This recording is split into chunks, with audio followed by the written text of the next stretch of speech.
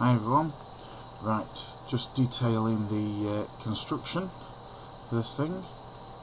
As I said, this prototype was done on strip board, which is wonderful for prototyping. You can change things around, swap things extremely quickly.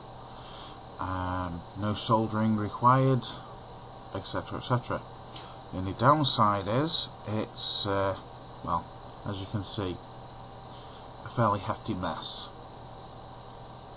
So, the other option that you can use, I think I have some in here, there we go. I'll just knock everything off while I'm at it. Oh, Jesus. Use some of this stuff. Don't know what you guys will call it, but we call it strip board. It's basically got copper tracks running in one direction and holes at set distances apart, approximately 2.5 millimeters. You can easily cut it, come in various sizes. So literally, if I show you with another processor, literally the processor itself drops straight into the holes. It's all standard hole widths. So you can then solder the processors in, or as I generally tend to do, use a ZIF socket. Flip that up.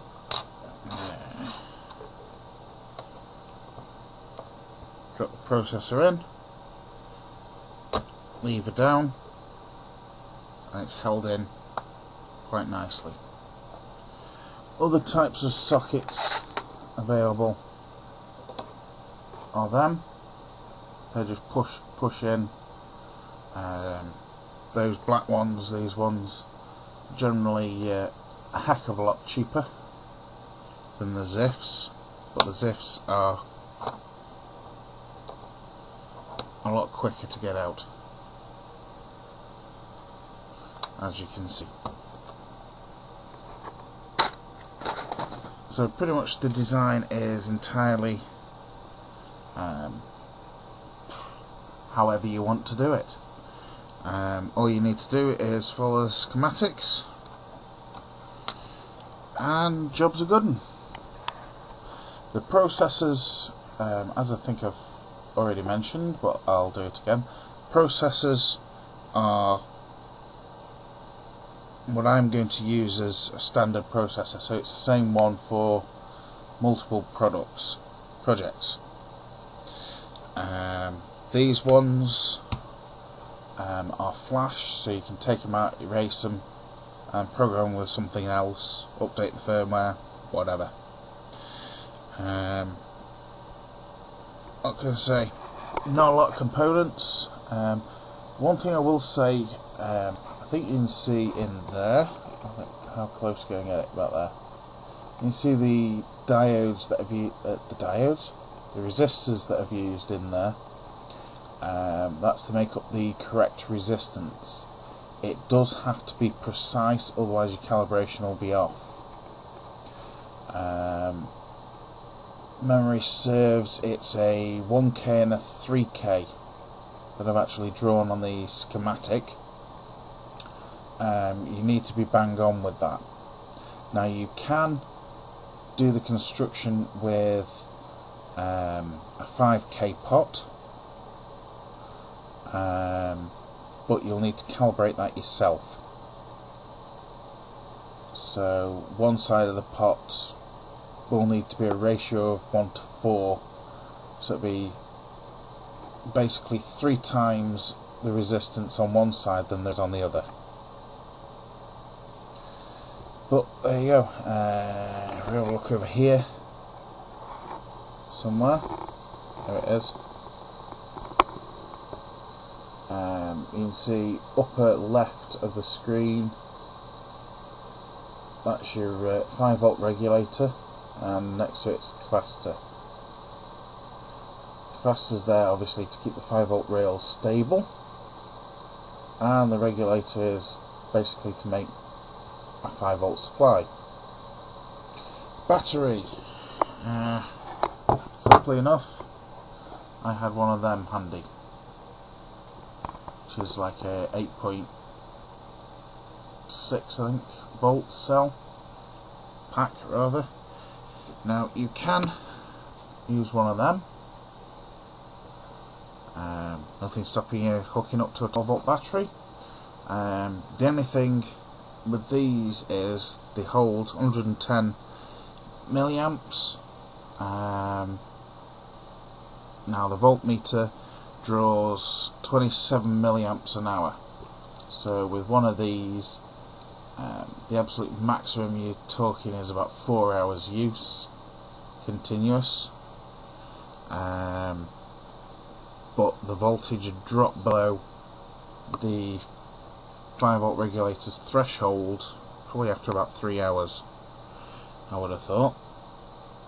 So that's the only issue with this, because we're pushing the processors, they draw more power, and not only that, the LCDs are abysmal as well. So it's the LCDs that draw them. Every time I do a video, seriously, it's the LCDs that draw the most current, especially the backlighting. But your choice of LCD, as long as it's one of the compatibles, full schematics, details, etc. Will be available.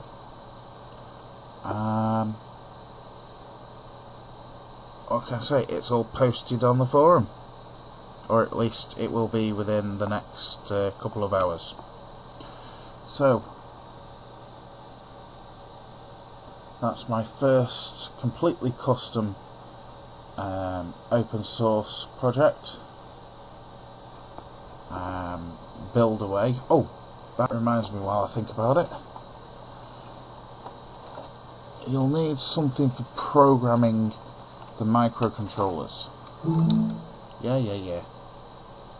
Now, I've got one of these, which is upside down on the camera. PitKit 2 programmer. All I've done with this is made a little cable to go in the bottom of it. Hey presto. Plugs into the USB, nice and quick for programming. Mine came with one of them, little ZIF socket for programming them. Cable, simple enough. I can't do this with one hand. Anyway, plugs in there as you can see, and then programs away. It's quick to program them, even with some of the huge amounts of code that I've done before. So you can pick up the clone versions of these. Right. Be careful which ones you pick up though. The PitKit ones and their clones are the cheapest, but they have limited processor support compared to the PitKit 2s and the PitKit 3s. Which one would I recommend? Probably the PitKit 2, same as what I've got. However, if you're going to be doing your own projects and going to be using a wide variety of processors, especially the more modern PIC-18s, I recommend the PitKit 3, because it supports all of the processors that are currently out. The software for it is free from Microchip. The development software used from these, there's a free version from Microchip that allows you to program in C. However, I'm not programming in C, I'm programming in Basic, and that software isn't free. But the details will be on the forum, where you can get it from, which version you'll want, etc, etc. So, as always, any questions, give me a holler. Hopefully you guys will have fun, and remember, it's open source, so feel free to make modifications, port it to different processors, whichever you want to do. Okay, have fun, talk to you later.